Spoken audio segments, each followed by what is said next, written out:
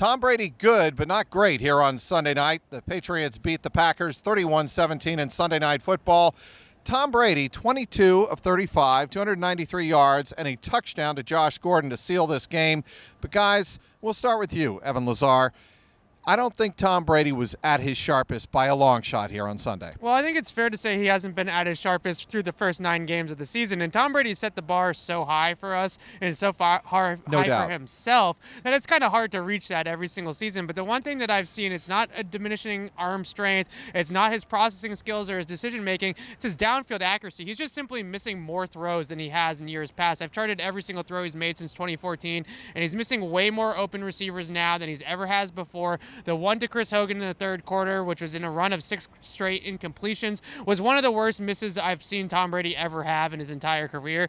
Listen, he's still a high-level quarterback. He's still one of the top 5 quarterbacks in the league. He's still plenty good enough to win the Super Bowl, but he's just not Superman like he was last year. I think something, Alex Barth, that we really have to look at when we're talking about Tom Brady and, some perceived inaccuracy is how he feels in the pocket. There were some times, Ted Karras is starting for Shaq Mason in this game, where I don't think Tom Brady felt comfortable in the pocket. And whenever a quarterback, even as great as Tom Brady is, if he doesn't feel comfortable or feel a rhythm in the pocket, the inaccuracy will follow. And I think there was, beyond just being comfortable in the pocket, I think not having Rob Gronkowski certainly is something that gets him off his rhythm a little bit. I think the play calling, especially in the third quarter when he looked his worst in this game, I don't think he was on the same page with McDaniels in terms of the play calling. I think some of the things they were asking him to do he wasn't comfortable with. He was making a lot of changes at the line.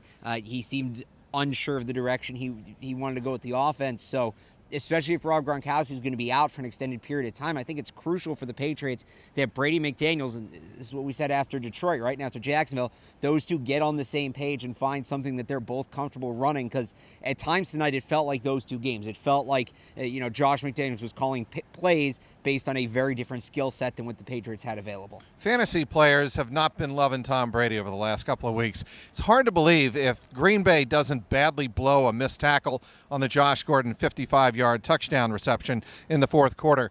Tom Brady likely finishes this game with consecutive games without a touchdown pass, the first time since 2006.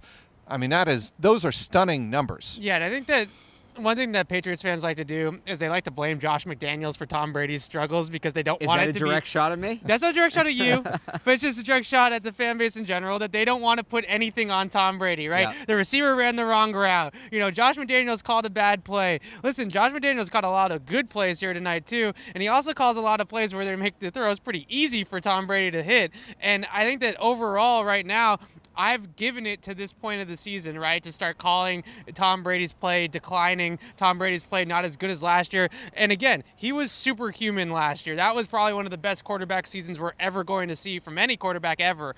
But it's taken a step back. I mean, we're 9 games into the season at this point, and his downfield accuracy is not getting any better. All that being said, Bill Belichick said what Tom Brady accomplished here on Sunday night, just purely, it's incredible.